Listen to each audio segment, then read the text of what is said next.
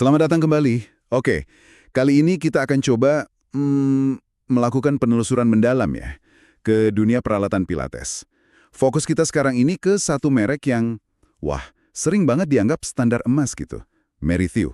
Khususnya alat reformernya. Kenapa sih alat ini bisa begitu dihargai? Nah, kita akan coba gali jawabannya dari wawancara eksklusif dengan Caroline Berger de Vimini.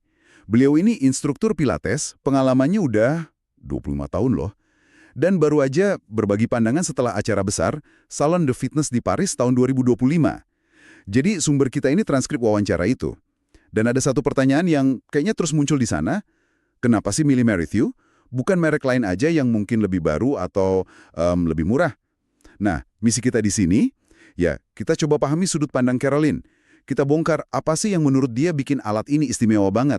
Dan gimana pilihan alat ini ternyata bisa sangat memengaruhi pengalaman Pilates Anda. Baik sebagai instruktur ya, maupun sebagai praktisi. Caroline itu memulai dengan satu gagasan yang kuat banget yang bakal jadi panduan kita nih. Sebuah reformer itu bukan cuma benda mati, tapi partner. Wah, menarik banget kan? Oke, mari kita mulai bedah ini. Maksudnya apa sih? Caroline itu cerita, suasana di salon di fitness itu kayak arena pertunjukan besar gitu ya. Banyak produsen pada lomba pamerin alat terbaru. Mungkin desainnya mencolok, fiturnya canggih banget. Tapi di tengah ramainya itu, stand Merrithew justru tampil beda. Caroline bilang kesannya tuh sobriete et silencio, sederhana dan ya hening beda. Menurut dia, penampilan yang kalem ini malah menonjolkan esensi Merrithew, sebuah coherence, keselarasan desain yang kuat, yang didasari sama, logik biomekanik, pemahaman mendalam soal gimana tubuh manusia bergerak. Pengalaman Caroline sendiri, seperempat abad pakai alat ini, seolah ngebuktiin itu. Stabilitasnya konsisten, gerakannya presisi, rasanya ngalir terus, nggak lekang waktu. Dia bahkan punya ungkapan bagus nih. Alat ini seolah granted avec le corps humain, tumbuh dan berkembang bareng tubuh penggunanya. Iya, konsep tumbuh bersama tubuh itu, wah, itu inti banget dari filosofi desain mereka ya. Maksudnya gini loh, Anda bisa mulai pakai reformer Merrithew pas lagi misalnya pemulihan cedera. Gerakannya lembut banget, terkontrol. Nah, bertahun-tahun kemudian nih, tubuh udah lebih kuat, lebih fleksibel. Alat yang sama itu masih bisa dukung latihan yang jauh lebih intens. Misalnya latihan kekuatan yang eksplosif atau peregangan yang dalam, itu bedanya sama banyak alat lain kan. Mungkin awalnya oke, tapi lama-lama mulai goyang, ada bunyi-bunyi aneh atau resistensinya jadi nggak mulus lagi. Merrithew itu memang dirancang untuk longevity, buat tahan lama. Konstruksinya sengaja dibikin kokoh, berat. Pegasnya dari baja berkualitas tinggi yang ngasih resistensi progresif. Artinya makin ditarik, makin berat. Tapi tetap halus gitu rasanya. Nah, yang menarik di sini tuh gimana semua elemen ini ya, dari berat, material, sampai desain pegasnya, itu nyatu buat bangun fondasi kepercayaan. Kepercayaan antara Anda dan alat yang Anda pakai. Dan kayak kata Caroline tadi, dalam Pilates, kepercayaan itu wah, kunci utama banget. Oke, tadi nyinggung soal konstruksi yang berat ya. Caroline juga nekenin banget soal ini. Kenapa sih stabilitas sama bobot mesin ini jadi penting banget buat dia? Bukannya alat yang lebih ringan, lebih gampang dipindahin ya? Nah, justru di situ letak pemahaman mendalam Merrithew ya. Rangka yang berat itu bukan kekurangan, tapi prinsip keamanan yang fundamental. Bobot ini fungsinya buat meredam micro oscillations, getaran-getaran halus banget yang mungkin nggak terlalu kerasa tapi bisa ganggu propriosepsi. Propriosepsi itu kemampuan alami tubuh kita buat ngerasain posisi dan gerakan anggota tubuh tanpa harus ngeliat. Coba bayangin deh, kalau alat yang Anda pakai goyang dikit aja pas lagi gerak. Tanpa sadar, otak kita tuh bakal coba ngimbangin goyangan itu. Akibatnya otot kerjanya jadi kurang efisien dan instruksi presisi dari instruktur jadi susah dirasain atau diterapin dengan benar. Jadi bobot mesin Merrithew ini nyiptain fondasi yang kokoh, yang tenang. Yang ironisnya malah bikin tubuh Anda bebas gerak lebih leluasa dan aman. Sekaligus ya tentu aja ngelindungin investasi Anda juga kan, alatnya jadi lebih awet. Oh, jadi gitu ya. Berat itu buat stabilitas. Dan stabilitas itu biar sensasi gerakannya lebih jelas di tubuh kita. Masuk akal, masuk akal. Terus gimana dengan detail desain lainnya? Apa presisi ini kelihatan juga di bagian-bagian lain alatnya? Oh tentu saja, presisi ini kelihatan di seluruh aspek desainnya. Caroline menggambarkannya sebagai sobre, harmonius, preska arsitektural.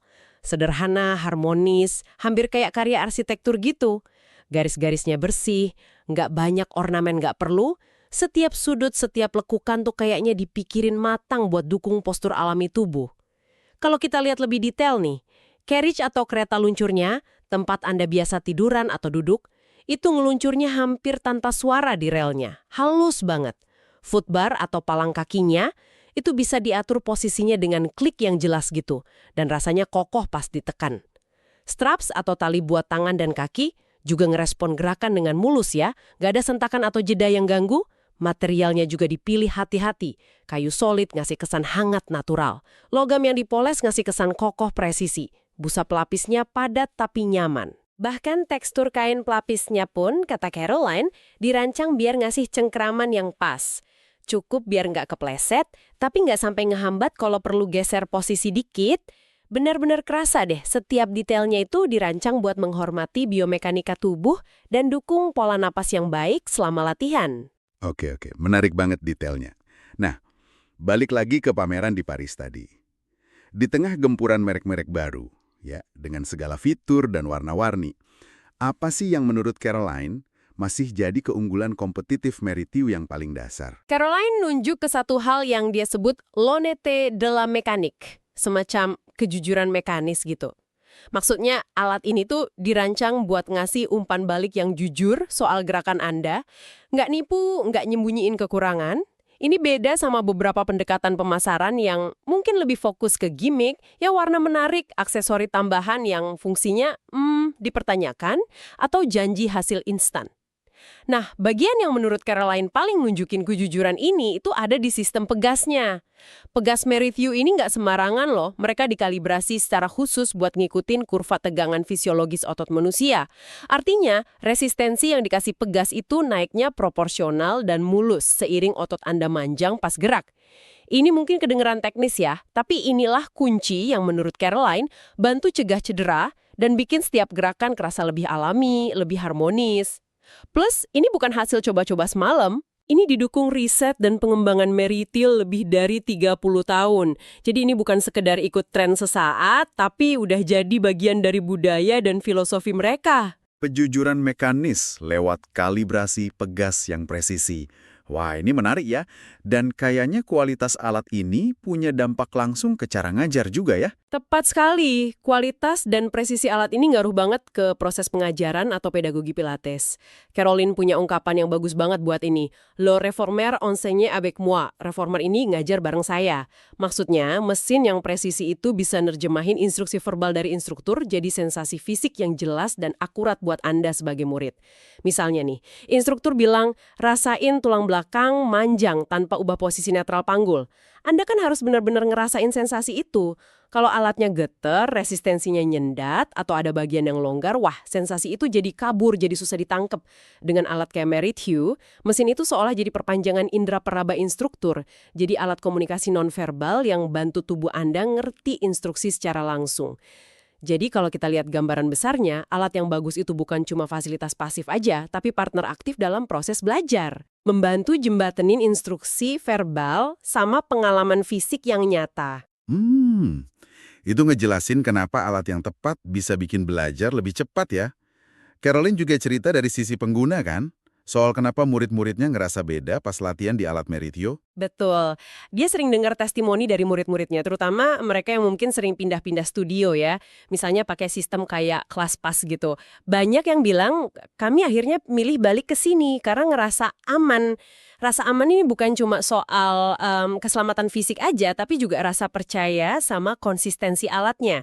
Kereta luncur yang stabil, tarikan pegas yang teratur dan bisa diprediksi, luncuran yang mulus tanpa hambatan, semua ini bikin tubuh lebih rileks. Pikiran juga jadi lebih fokus ke gerakan. Nah, kepercayaan mekanis ini, rasa percaya sama partner Anda ini, ternyata bikin Anda lebih berani coba gerakan baru.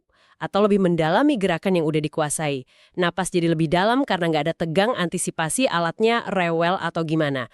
Proses belajar pun jadi lebih cepat dan efektif gitu. Dan ini juga yang jadi dasar kenapa studionya di Paris punya alat banyak banget sampai 14 reformer, 7 stability chair, dan lainnya. Bukan buat pamer kan itu? Bukan sama sekali. Menurut Caroline, itu bagian dari logik pedagogik, logika pengajaran. Ketersediaan berbagai jenis alat Meritu dalam jumlah cukup itu memungkinkan alur latihan yang mulus. Anda bisa pindah dari satu latihan di reformer ke latihan lain di stability chair misalnya, tanpa harus nunggu atau ganggu ritme latihan. Peralihan antar alat yang beda ini juga penting buat latih tubuh dalam berbagai orientasi dan tantangan. Jadi jumlah alat yang banyak itu bukan soal kemewahan tapi soal nyiptain lingkungan belajar yang optimal dan ngalir. Jaga musik tubuh tetap jalan gitu istilahnya. Oke, oke. Kita udah bahas kualitas, filosofi, dampaknya ke pengajaran, sama pengalaman pengguna. Tapi ada satu nih yang mungkin jadi pertanyaan banyak orang. Harga. Meritu kan dikenal premium ya. Gimana Caroline nyikapin ini? Terutama buat instruktur muda yang mungkin baru mulai, baru merintis karir. Nah, ini pertanyaan penting banget.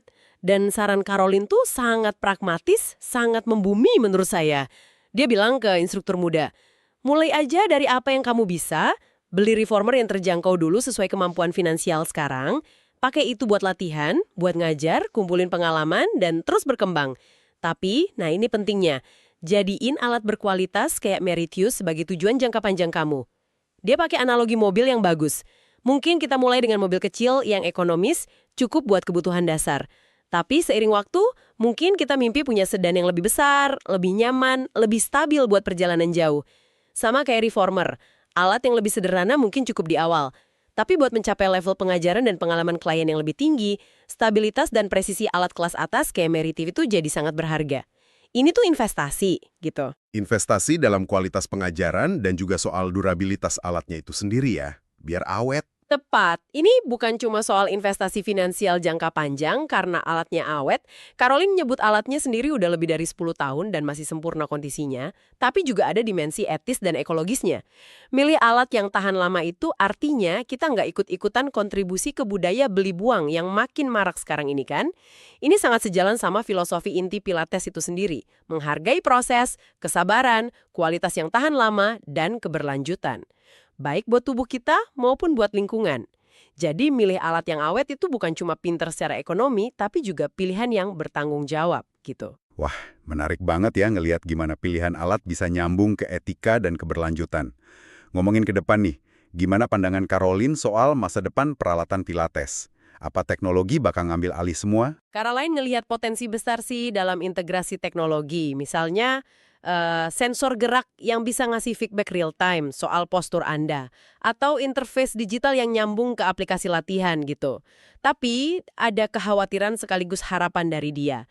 Dia berharap kemajuan teknologi ini nggak sampai ngegantiin lekut interior, kemampuan dasar dalam Pilates buat dengerin sensasi dari dalam tubuh kita sendiri. Bahayanya kan kalau kita terlalu fokus ke layar atau angka data, kita bisa kehilangan koneksi batiniah ini.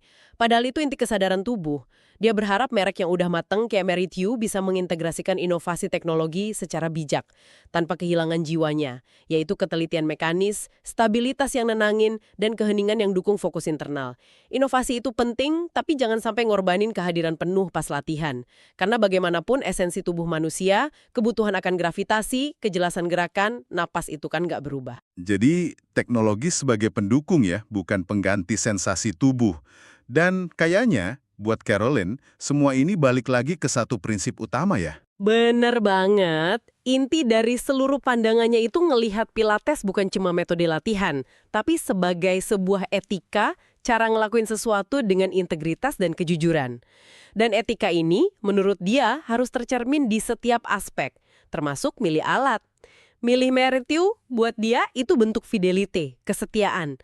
Kesetiaan pada prinsip biomekanika yang benar, kesetiaan pada proses belajar yang butuh waktu, dan kesetiaan pada kebenaran gerakan itu sendiri. Dia negasin nggak mau ngajar pakai mesin yang rasanya asal-asalan atau nipu sensasi tubuh. Dia pengen ngajar pakai mesin yang mengatakan kebenaran. Karena pada akhirnya, yaitu yang dicari orang-orang yang serius latihan Pilates, pengalaman otentik yang bawa perubahan nyata, bukan cuma ilusi atau performa di permukaan aja. Nah, sebagai penutup, dia juga ngasih penghormatan ke Lindsay Meritu, suami dari Moira Stott Meritu, pendiri metode Stott Pilates, yang visinya bantu nyiptain reformer yang intemporal, abadi, relevan, melintasi berbagai tren kebugaran. Mungkin ini kemewahan sejati yang ditawarin ya, kualitas yang konsisten, yang nggak pernah ngekhianati standar awalnya. Luar biasa. Jadi, kalau kita coba rangkum nih, dari penelusuran mendalam kita, berdasarkan perspektif Caroline Berger de Femini ini, kenapa merit you? Jawabannya ada di fokus mereka pada keselarasan biomekanik yang mendalam, ya. Stabilitas yang kokoh sebagai fondasi keamanan dan kejelasan sensori. Presisi di setiap detail mekanis dan desainnya, terus durabilitas sebagai pilihan investasi yang juga etis. Semua ini nyatu buat nyiptain pengalaman belajar dan mengajar yang lebih efektif, aman, dan bangun kepercayaan. Balik lagi ke gagasan awal Caroline tadi. Reformer Merit You bukan lagi sekedar alat, tapi jadi partner dalam perjalanan Pilates Anda. Nah, setelah dengar semua ini, kira-kira apa artinya buat Anda? Mungkin ada satu pemikiran terakhir nih buat Anda bawa pulang. Tadi kan kita banyak dengar penekanan soal kebenaran gerakan dan mesin yang tidak menipu. Ini munculin pertanyaan reflektif yang menarik sih menurut saya. Gimana ya caranya kita bisa terapin prinsip integritas, presisi, dan kejujuran pada diri sendiri ini di area pembelajaran atau praktik kita yang lain? Mungkin bahkan di luar aktivitas fisik atau studio pilates. Gimana kita deketin proses pengembangan diri kita secara keseluruhan dengan kejujuran mekanis internal kita sendiri? Wah, pertanyaan yang menarik banget buat direnungkan ya. Terima kasih sudah menyimak penelusuran mendalam kita kali ini. Sampai jumpa di pembahasan berikutnya.